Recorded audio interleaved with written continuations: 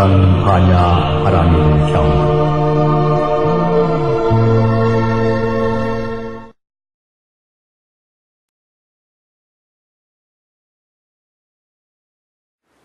반갑습니다. 금강경의 이해 그 23번째 강의가 되겠습니다. 23번째 강의는 32분 중에서 제 31분 직연불생분이 되겠습니다. 직연불생. 직연이라고 하는 말은 불교에서 아주 잘 쓰는 말입니다.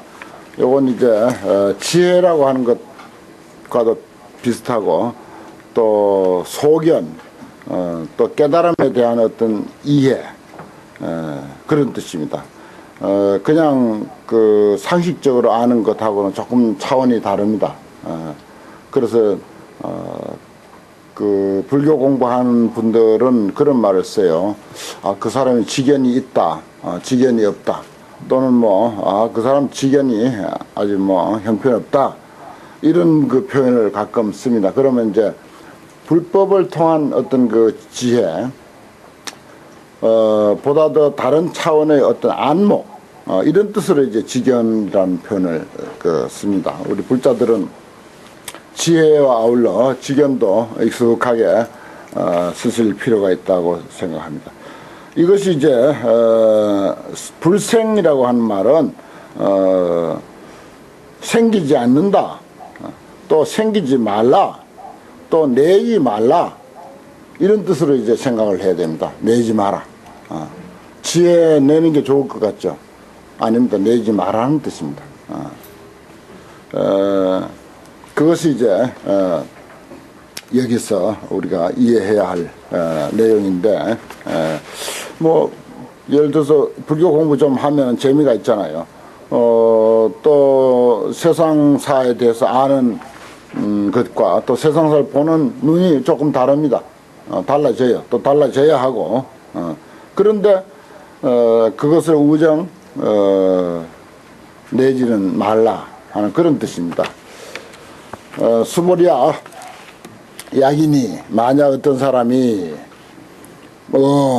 말하기를 불설, 부처님이 말씀하셨다. 무엇을? 아견, 인견, 중생견, 수자견. 저 앞에서는 이제 아상, 인상, 중생상, 수자상이라고 해서 사상을 이제 이야기를 했습니다. 그 상이라고 하는 것은 곧 어떤 견해에서 나옵니다. 견해에서 나와요.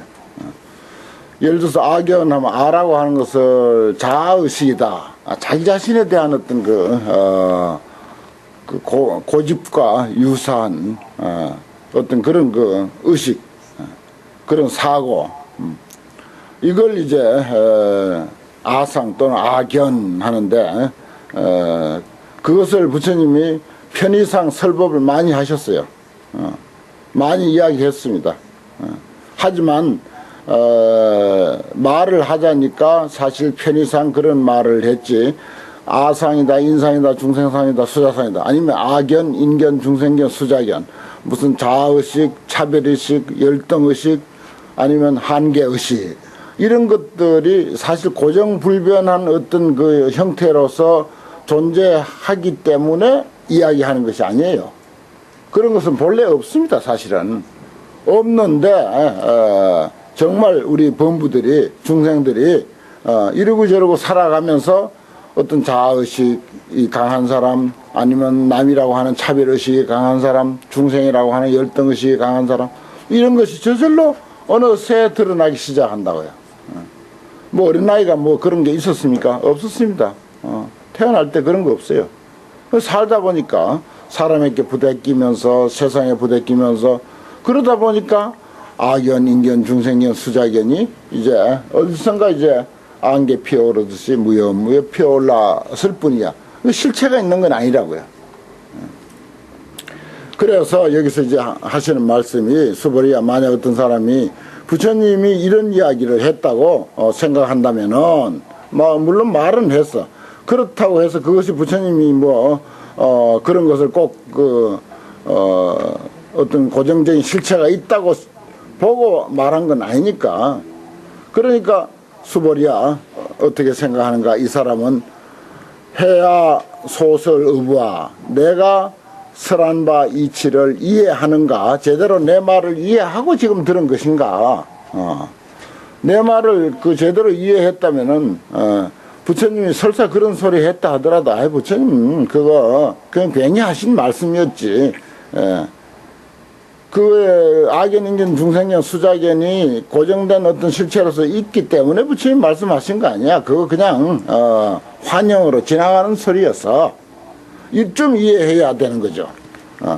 그걸 만약에 부처님이 꼭 설했다고 이해한다면 그 사람이 나를 제대로 한다고 내가 말한 것을 제대로 이해한다고 하겠는가라고 물으니까 불안이다 세존이시여 했잖아요. 수보리는 상당히 수준이 있는 사람이잖아요.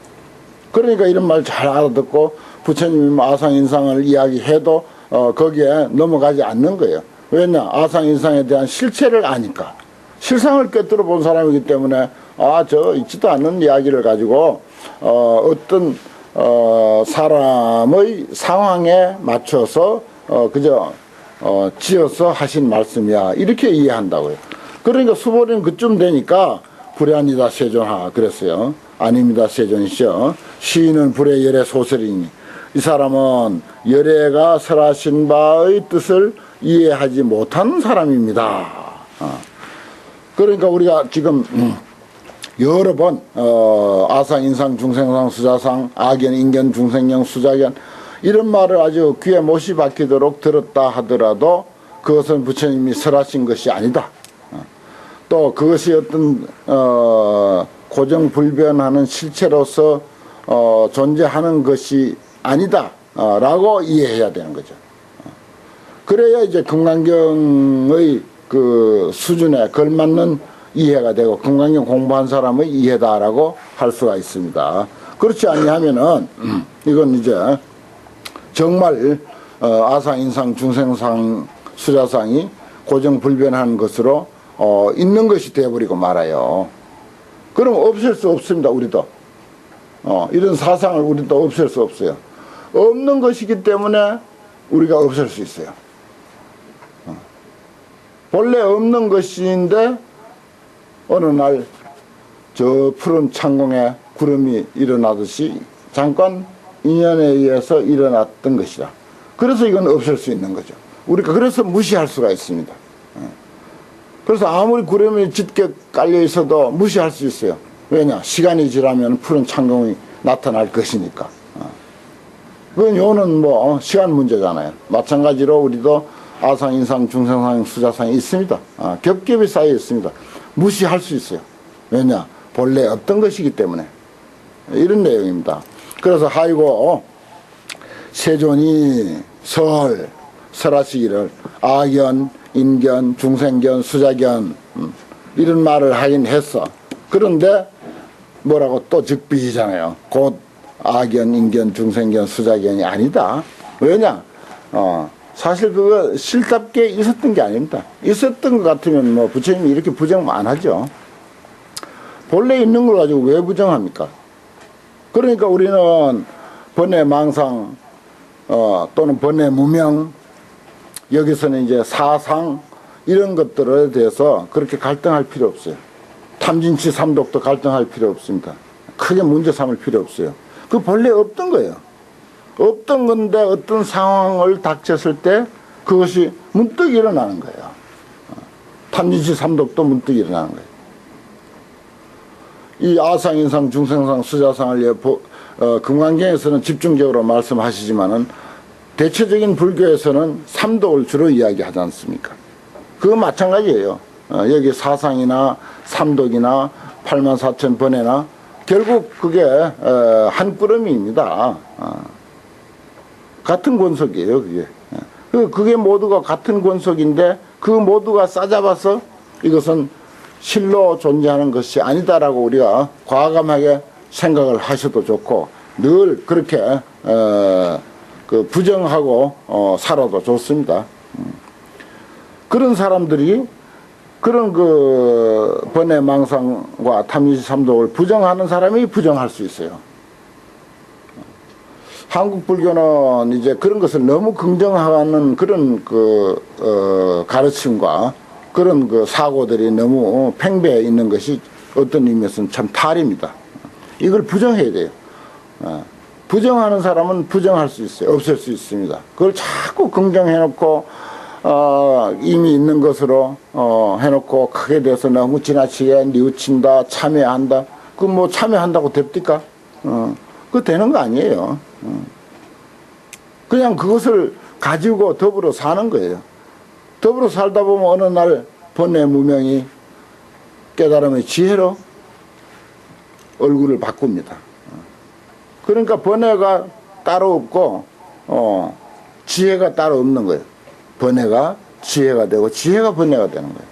저 구름 낀 하늘이 푸른 창공이 되고 푸른 창공이 때로는 구름 낀 하늘이 되는 거예요. 그러니까 긍정적인 사람은 항상 밝은 태양과 푸른 창공만을 생각하는 거예요. 그 뭐 구름 좀 끼었다도 그 금방 벗어질 거야. 걱정하지 마. 이렇게 되는 거죠.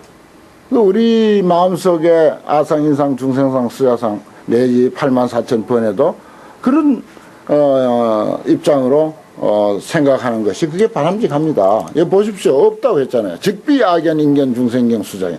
곧 악연, 인견, 중생경, 수자견이 아닐세. 이 이름이 악연, 인견, 중생견, 수자견이야. 심형 악연, 인견, 중생견, 수자견이야. 이름이 그렇다는 거지. 그러니까 여러 번 이 아상, 인상, 무슨 악연, 인견 이렇게 이야기했어서 그건 실체가 있는 게 아니라는 것입니다. 얼마나 좋습니까? 또 사실이고 이게. 여기 와서도 이렇게 이 즉비의 논리는 이렇게 끝까지 말하자면은 우리들에게 인식시켜 주면서 모든 문제 금강경에서 아주 중요하게 생각하던 그 사상의 문제까지도 즉비의 논리가 해당되면서 사상마저 다 날려버리고 부셔버리는 그런 입장으로 이제 돌아왔습니다. 그 이제 지금 31분 거의 이제 끄트머리에 왔죠. 끝에 왔지 않습니까? 끝에 와서 저 앞에서부터 사상을 가지고 상당히 중요하게 다뤘었는데 여기서는 이제 완전히 바닥을 내는 그런 입장이다. 없단 말이야. 이 이름이 악연, 인견, 중생견, 수자견이에요. 그 우리가 갈등할 필요 없다는 것입니다. 뭐 참여하고 뭐 그렇게 죄의식을 갖고 이 악연, 인견, 중생견, 수자견은 탐진치 삼독과 아울러 10가지 번뇌, 20가지 번뇌, 내지 84,000번뇌 모두가 한 꾸름이라고 제가 말씀드렸습니다. 예, 같은 권석이에요, 전부. 그렇기 때문에 이것을 통해서 아주 시원하게 날려보내도 좋은 그런 입장입니다. 그 다음 수보리야 발 보리심자는 보리심을 바란 사람은 일체법의 응여시지 여시견하며 응당이 모든 존재에 있어서 응당이 이와 같이 알아라. 직비로 알아라. 예를 들어서 중생이 곧 중생이 아니요 이 이름이 중생이다. 번뇌가 아니요 이 이름이 번뇌다. 망상이 아니요 이 이름이 망상이다. 그런 건 이제 부정적인 것이고 아주 긍정적인 입장. 예를 들어서 공덕이 아니라 이 이름이 공덕이다. 공부가 아니라 이 이름이 공부다. 수양이 아니라 이 이름이 수양이다. 수행이 아니라 이 이름이 수행이다. 전부 아니라고 곧 아니다. 뭐 곧자를 내가 뺐습니다만은 수행이 곧 수행이 아니라 이 이름이 수행이다. 그런 거 우리가 아주 늘 좋아하고 긍정적으로 반기는 그런 면도 마찬가지입니다. 같이 부정해야 돼요. 같이 그렇게 이해해야지 무슨 번뇌나 상이나 뭐 이런 것만 그렇게 매도할 필요가 없습니다. 다른 것도 똑같습니다. 지혜가 아니라 이 이름이 지혜다. 좋아요. 그렇게 돼야 한꺼번에 다 날아가는 거죠. 그러니까 보리심 바란 사람, 뭔가 인생을 달리 다른 차원으로 좀 의미 있게 살고 싶어하는 사람, 뭐라고? 보리심을 바란 사람. 발 안욕 따라 삼락 삼보리심자. 우리 불자들은 다 보리심 바란 사람입니다. 심지어 지나가는 개 보고도 바알 보리심하라. 소 보고도 바알 보리심하라. 지는 안 했으면서 소나 돼지 보고는 바알 보리심하라. 이런 말을 할 정도로 우리 불자들은 보리심에 대해서 그렇게 참 관심을 많이 가지고 있습니다. 아무튼 이렇게 보다도 다른 차원의 인생을 살고 싶어하는 사람에게는 모든 존재에 있어서 일체법에 응당이 꼭 이와 같이 알아야 되고 이와 같이 보아야 한다. 여시 신의하여 불생법상이니 이와 같이 믿고 이해해서 진리라고 하는 생각마저도 진리라고 하는 상마저도 내지 마라. 법상마저도 내지 말라. 그래 여기 분이름이 직연불생 아닙니까? 이런 직연 여시지 여시견 또 이와 같이 알고 이와 같이 보아야 된다라고 하니까 또 알고 보는 것은 또 남겨두는 게 된다고요. 그것마저도 남겨두지 말라 하는 것입니다. 그것마저도 끝까지 자취를 쓸어버리는 것입니다. 그 사찰에서는 마당 쓸 때요 뒤로 씁니다. 뒤로 가면서 쓸어요. 절대 앞으로 가면서 쓸지 않습니다. 그것이 바로 금강경의 도리입니다. 그건 모르죠, 잘. 왜냐, 앞으로 가면서 쓸면은 이제 빗자루가 앞에 있고 내 발자국이 뒤에 있기 때문에 발자국이 남습니다. 한데 절에서는 꼭 뒤로 가요. 뒤로 물러서면서 씁니다. 그러면 어떻게 됩니까? 발자국마저 쓸어버리죠. 발자국마저 쓸고 빗자루 자국만 다 이렇게 남습니다. 철저히 쓸어버리는 거죠. 그랬을 때 어떻습니까? 아주 깨끗한 법당 마당이 관광객을 반깁니다. 얼마나 근사합니까? 그렇게 우리가 마음이 텅 비었을 때 모든 것을 아주 긍정적으로 제대로 받아들이고 조화롭게 살 수 있다는 그런 이치죠.